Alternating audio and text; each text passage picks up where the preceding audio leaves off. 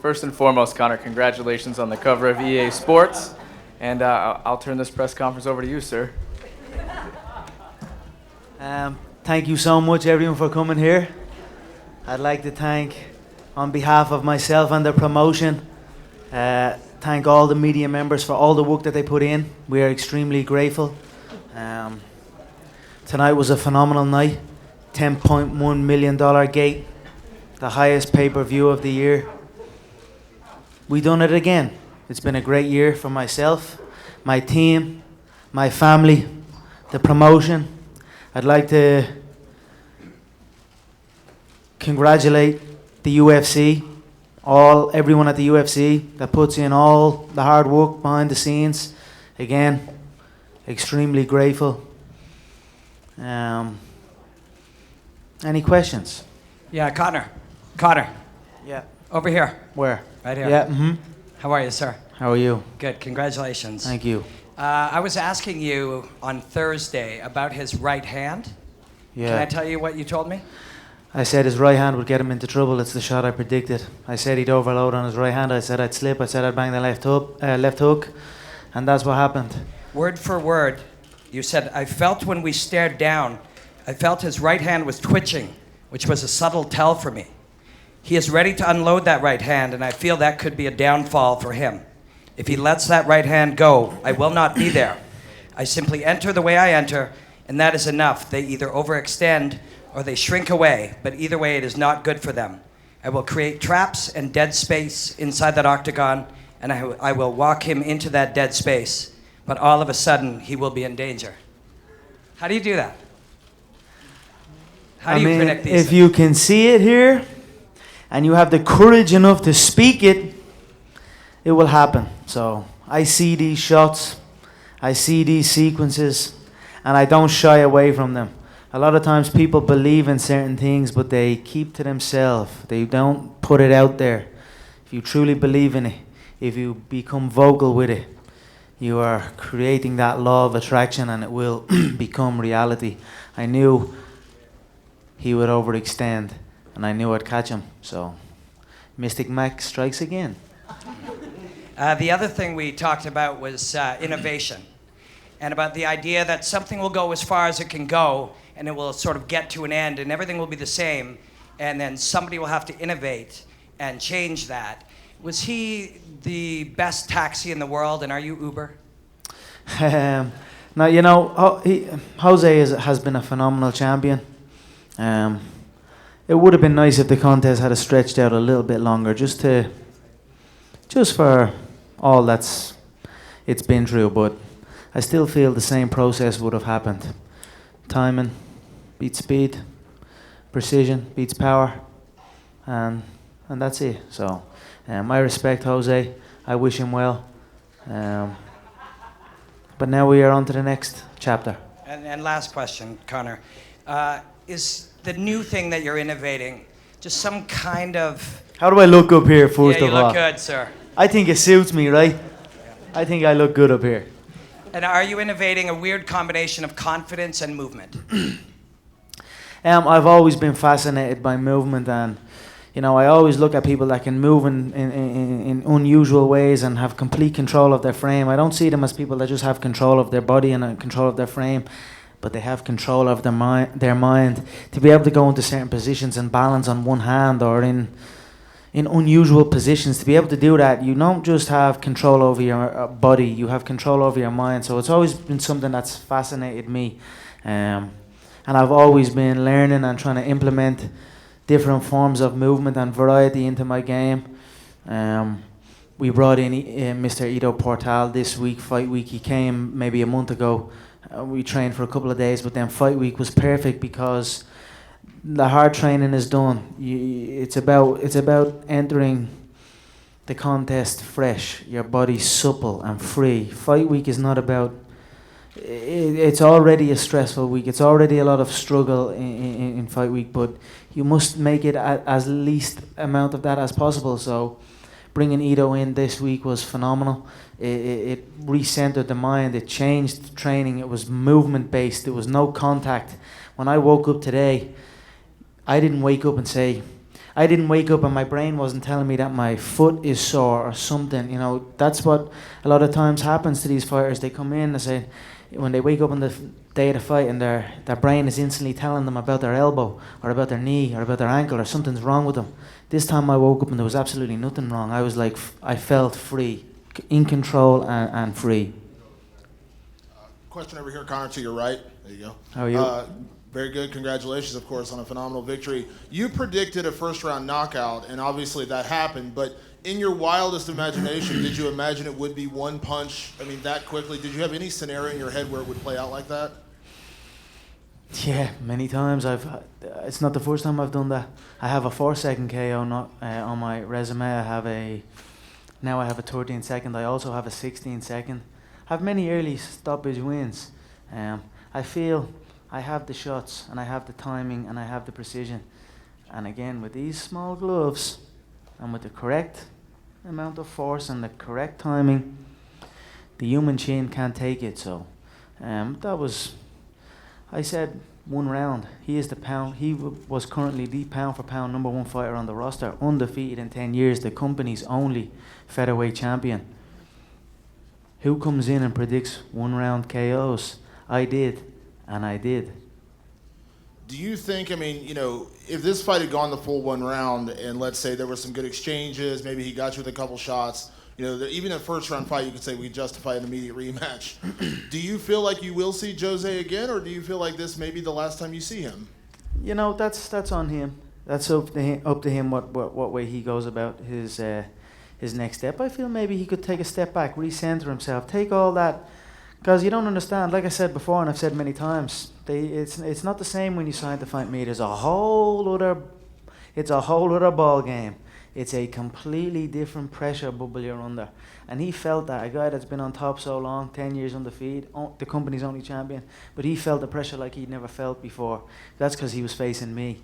But what happens is when they show up and they face me and they man up and do it, they become re-energized. Look at Holloway, look at Poirier, look at all these people. When they show up and they come through it, they become better individuals. So I think Jose should go back, regroup, maybe get back in line for a #1 contender spot, and we'll go from there. I know the option is there for the 155-pound belt. I'll sit and I'll watch this. The options are there now. The options are building. We've got Frankie, who had a good win last night. That could be for the featherweight belt. Maybe Jose rematch or 155-pound strap. So I enjoy options. Options are a good thing in the fight game. Your coach, John Cabin, that's a perfect segue to my next question, said that, this was the last time you were going to cut to featherweight. It is a big cut for you, and you were interested. And Dana said if you want that lightweight title fight, if you go up, you could have it. Where do you have a preference? How bad is that cut? How bad was the cut this time, and does that?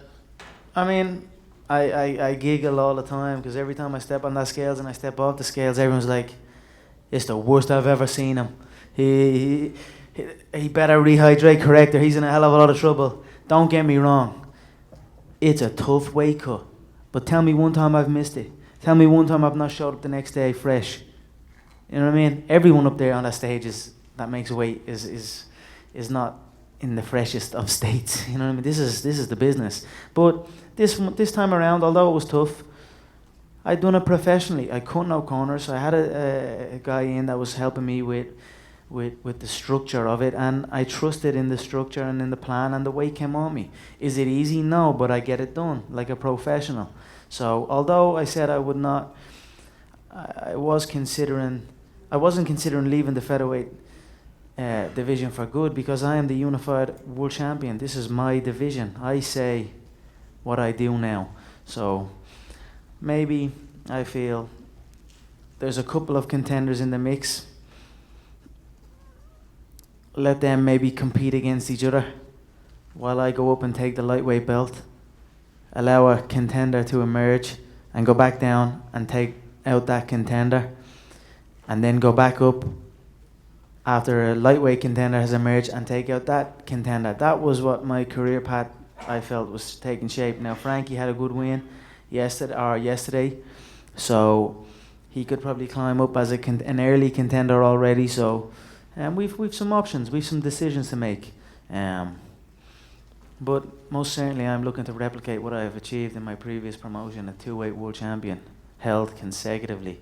I said I would do it, and I will do it. And my last question, you know, Jose Aldo, you said it. Everyone said it. #1 pound-for-pound fighter in the sport. You knocked him out in 13 seconds. In your head right now, Conor, are you the #1 pound-for-pound fighter in the sport now? I believe so. I believe there are many great fighters. There are many people who do great things. But when you combine it all together, when you combine the whole package, the whole animal that is the fight game, I don't think there's nobody that does it better than me. I think I am the pound-for-pound #1. Over here, Gunnar. Do you consider this your first title defense, or do you look at this as now you're the champion, the real champion the whole way? Yeah. I felt like I was always competing for a belt. Like I said, 2-weight world champion I came into this promotion as. So in my mind, I was defending my belt on the debut and every other fight. So it's nice, you know, they called it a fake belt, interim, toy belt, clown, joker, all of these things. So I'll go back and I'll sit patiently and wait and hear what they have to say now. And the last thing I was going to ask you is there any obligation that you feel, I guess? You came in and you sort of galvanized this division and really made it, I think, what it is now. And now that you've beaten Jose and you're the guy and in the crosshairs of anybody coming up, and especially like Frankie, do you feel an obligation at this point on any level to kind of stick around for a little bit, or is it? I tell you one thing that won't be happening. If I go up to that lightweight division, there's no way in hell that I'm vacating my belt. That's not happening. There'll be a belt on one shoulder and a belt on the other shoulder. I understand why previously they would have fighters do that, because many fighters don't fight as frequently as I do. Tell me how many fights I've had in the past year. You know what I mean? I'm busy. I stay active. I'm fresh. So when I go up to the lightweight for that lightweight belt and take that lightweight belt, I will still be the featherweight champion also. So I will be a dual weight champion. There's no going up and vacating. The belts will still be active because I am active. I am as active as any of them. So there's no problem with that. So there's no vacating. That's not happening. Conor, you famously proclaimed that you were going to be here. You've seen it happening. You knew what was coming. But, you know, you've been carrying the nation of Ireland on your back, all these things. Now that you're here and you actually got it done, have you had a chance to soak it in a little bit? What is the emotion? I tell you what, I've been soaking it in all week. On that weigh-in yesterday, I wanted to stay on the stage. I smiled and I just took it all in and just looked. I took an extra second. The same out there, I just looked down and said, this is my home. I feel at home here. And all through the week, I'm watching videos of the Irish going crazy throughout Las Vegas and all these videos that are popping up, the Q&A that they've done with Holloway and all. I mean, the Irish fans, you can't beat them. We are making this sport what it is today, and to be giving my countrymen and women these occasions that they'll remember forever, and the fact that they're doing us proud out here, and the whole world, the eyes are on the Irish right now. The whole world is looking at our country, so I'm very, very proud of that, and I'm very, very grateful. This guy's been kind of your bitter rival for the last year. I mean, there's been such a build-up. After it was over, it seemed like you were pretty cordial and you were trying to speak to him. What were you trying to say to him? You know, there was a lot of stuff said, different, you know. What I said was, I says, look, we can go again. You don't like this.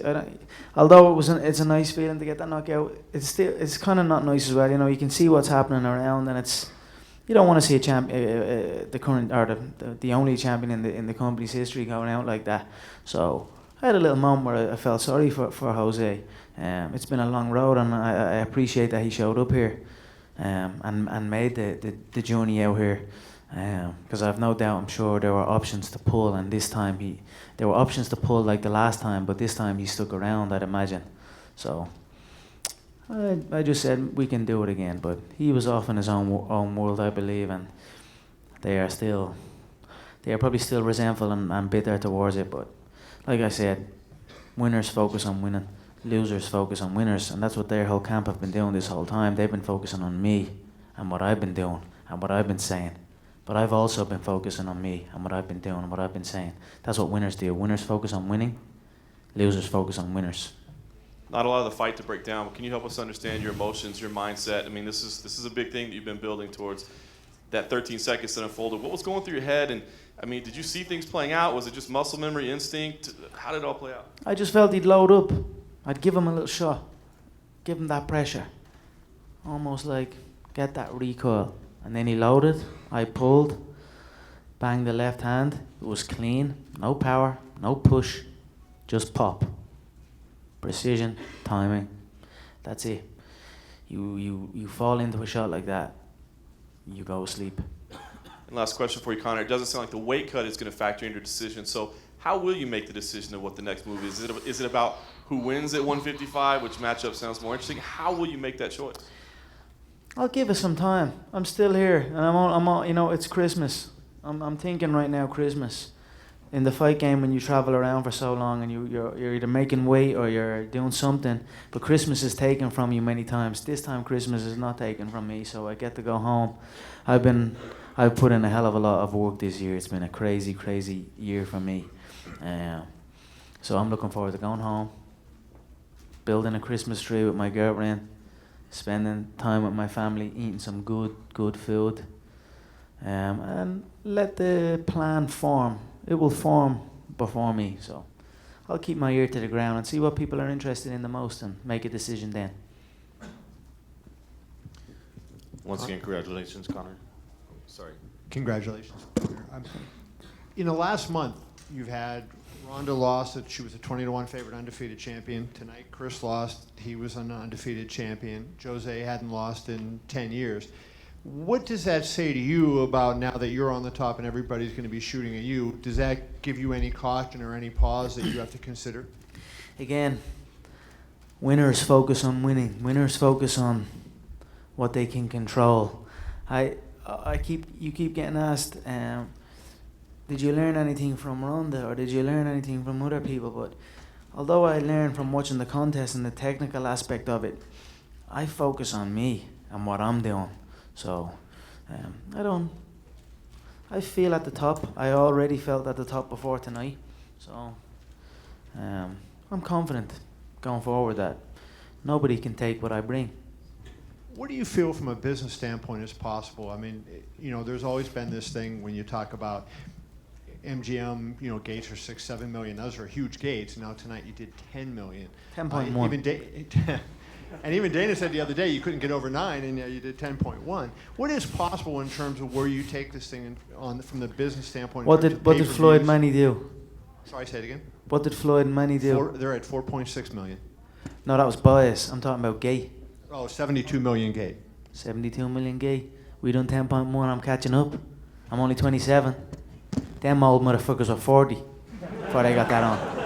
I'm only warming up. So I said to Lorenzo and I said to Dana, I'm bringing these big numbers. I'm bringing these $500 million revenue numbers like the Mayweather-Pacquiao fight done. So at 27 years of age, I stand here as the unified world champion, back-to-back gate records in the MGM. This is trending as the highest pay-per-view. Schaller, I believe, said of all time for the UFC. So at 27 years of age, with every record in the book, with weight divisions above ready for me to go at, super fights left and right. Tell me one other champion that's been like that. Every other champion gets a belt and they don't want to go up or they don't want to go down. I'm going straight up. So I'm bringing these big numbers and the sky is the limit. And I guess just in that vein, you know, when you think of the Mayweather-Pacquiao fight, it was because it was 6 years. People wanted to see that for such a long time. There was some hook to it. And it would seem to me like the dual championship would be the hook for you to be able to kind of get that type of thing. Do you feel like that is it, or is there a specific opponent that, you know, people may think that will be more than just the hook of, say, another title? Yeah, well, there's many ingredients to form that what it was. But like I said, 27 years of age, this can happen. Anything can happen. I could go up unified, or I could go up and take that lightweight belt. Maybe Jose make a run back, and maybe people want to see that again, and it just builds and builds. Or, you know, things change and things grow in the fight game. So these hooks appear, and we capitalize, and that's what we do here at the UFC. All right, Conor, once again, congratulations. This was not only just, you winning the title, but with 13 seconds, this beat Ronda Rousey's 14 seconds for the fastest UFC title fight ever. How do you respond to that? Is that something that you thought about when it happened, or is this? I certainly didn't think about that when it happened, but I do enjoy the numbers. I make no secret of that. I do enjoy breaking records, so I'll add that to my list of broken records. And this was a great night for you. Unfortunately, this week hasn't necessarily been as great for some of your teammates. Gunnar Nelson, it didn't go his way. Same with Artem Lovov. What did you think of their fights, their performances? I was absolutely heartbroken watching Gunnar fight there. He's so, so much to do with the game now. It grows and there's a lot more to it. He experienced his first more extreme weight cut as well this time because he's naturally grown into the welterweight division. So there's many factors in it, but that wasn't the true Gunnar Nelson out there. He's there and he has every shot and every movement in the book. It's coming. It's coming for Gunnar. It was very, very sad to watch that. You have to give respect to Demian Maia. I feel the early exchanges were more of what Gunnar is capable of. Demian had that body lock. Gunnar had the overhook and that little foot lock trip and ended up in top position. It was a beautiful fight. Hats off to Demian. Gunnar will be back. He'll grow with it like he did previous. So the Artem fight, Artem has been with me from the beginning also. What he done in the Ultimate Fighter House after being with me in Las Vegas for the last camp, to go in back-to-back KOs. To watch that fight play out as well was very upsetting because it wasn't truly a fight. If you beat a guy, beat a guy, but respect to Ryan as well. It was a great weekend for myself. It was a mixed up and down weekend for my team, but as my coach says, we win or we learn. So we will learn, we will head back to the gym, we will enjoy every sequence that happened over the course of this weekend and learn and grow from that and add to it and implement these lessons in our game. And just final question, like you said, you want to keep your eye on the title fight between Dos Anjos and Cerrone. Who do you see coming out on top in that fight? I don't know. I haven't even given it a second thought. It doesn't really matter. I'll keep my ear to the ground. I'll see what kind of numbers we're talking. It's not even a pay-per-view card, so the division is struggling big time. The division needs me. I don't need the division, so I'll play it by ear and see. But I am emotionless to who comes out victorious. Conor, your people are so important to you. What was it like for you, at the introduction, right before the fight started, and hearing the support, and then also, don't you want to take a fight back to Ireland? If they offer me a Crow Park, or if they offer me the football stadium, you're damn right I'm going to take it. Can't you demand it? Maybe I can these days. Maybe I can. But like I said, I'm going to sit back in the shadows for Christmas and plot. And then I'll come back in the new year with something for you all. The importance of your people, though, tonight. I am extremely proud of my nation and extremely grateful for all the people that come over here and travel for me. Like I said, the fans all week have been amazing. The whole world has seen the Irish and the support they have for myself and each other. And that we are good people. We just like to have a good time, no trouble. We just want to have a good time. And it's great to see my nation on the map. So I am very proud of that. Thanks again for everything. Thank you. Okay, last question. Conor mentioned the fans from Ireland several times. What do you think the strip's going to be like tonight, and how do you plan to celebrate? The strip will be green, white, and orange, my friend. I have an after party now at the SLS, so I'm going to go have some steak with my family, a little bit of food, and then I'm going to celebrate with my fans who are at the after party. A little drink or two, and then just rest for the night, and then see what tomorrow brings. But it's been a great year for myself, the promotion. I'd like to congratulate and thank everyone involved, and I'll see you again in the new year. Thank you so much.